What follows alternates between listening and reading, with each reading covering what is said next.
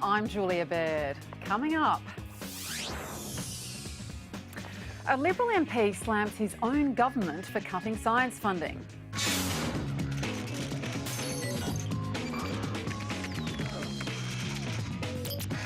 The Big History Project, how to squeeze almost 14 billion years into just 8 hours. And Hollywood star Bill Murray's advice for lovers goes viral.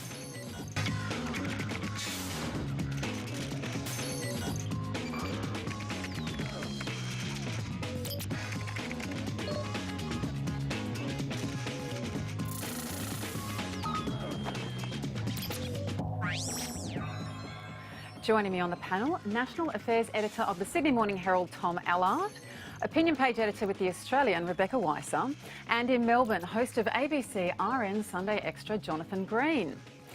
And you can join us on Twitter using the hashtag #TheDrum.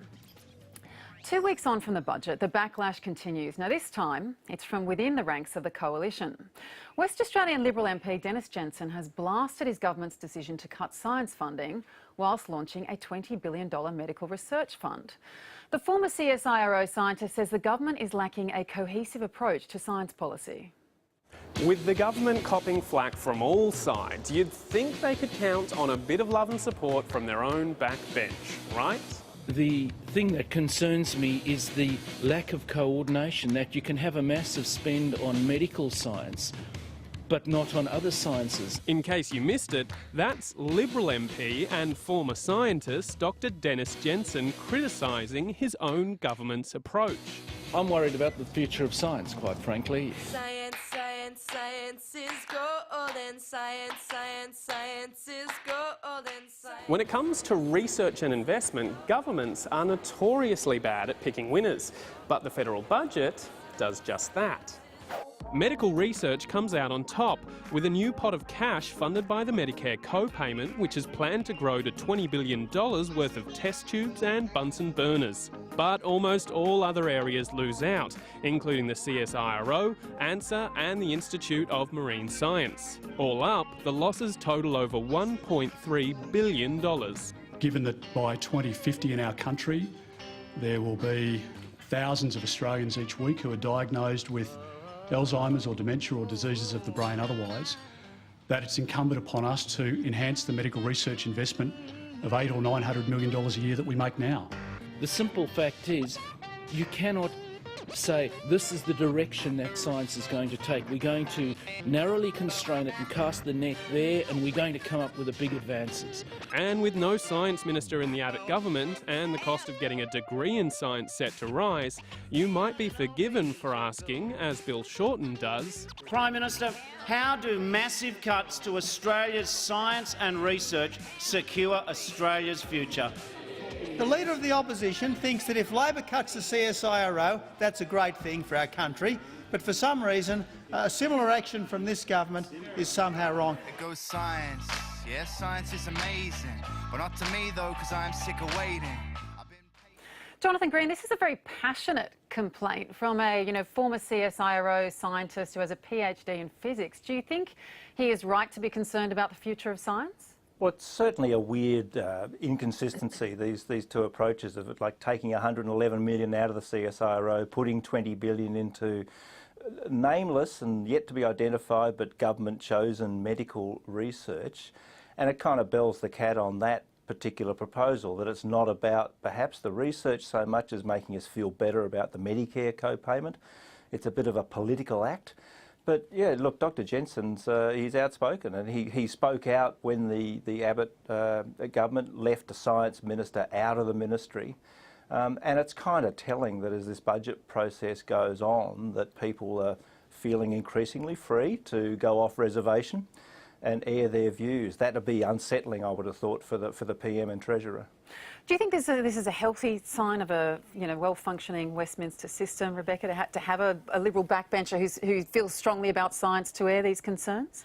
I think I understand where Dennis is coming from. I think he's, and it's quite true that on the surface it might look, how do you reconcile these two things? But of course medical science is science, so you are increasing your spend in science, you are choosing to focus in an area where Australia has had wonderful success. We have had Nobel Prize winners, you know, people like Howard Florey, you know, pioneering antibiotics.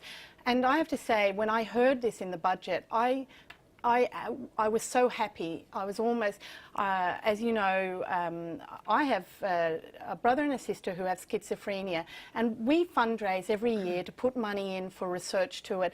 But of course, something like schizophrenia doesn't attract a lot of money. Most money goes into things like cancer.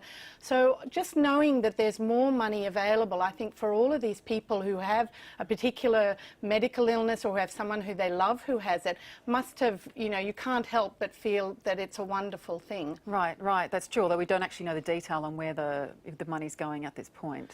That's true, but I think there's so much wonderful research. Just one example, my ophthalmologist, as you can see I wear glasses, is a wonderful woman called Dr. Stephanie Watson. She has pioneered, she is the first person in the world, she's found a wonderful way to cure corneal ulcers, which are a major cause of blindness. She does it using stem cells, and she does it just using a contact lens. She won a prize on the ABC's New Inventors, and she hasn't been able to get the money to continue that research funding. It's a tragedy, and that research funding is now being pioneered in other countries. So I just think if it doesn't go to schizophrenia, maybe it'll go for blindness. There are so many wonderful causes here. Yeah, that's right. I mean, it'd be hard to find anyone, don't you think, Tom, who would think that it was a bad thing to put more money into medical research when we need it so much. The question is, I think, that Jensen is talking about is that the cohesion.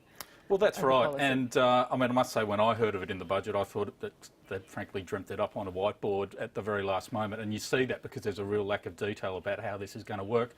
They promised that they would redistribute any cuts to health spending, i.e. the co-payment of $7, and they sort of dreamt up this. What I think where Jensen makes his best point is when he says, these guys are picking winners. That's medical research. There's a lot of great medical research around, but it is kind of antithetical to the coalition philosophy, if you like, to pick winners. So what about all the other areas of research that are suddenly not going to be looked at? We're only going to be medical research, you know, pretty much. And that seems to me to be putting all your eggs in one basket for not a very good reason, notwithstanding the great work that's done with medical research as well.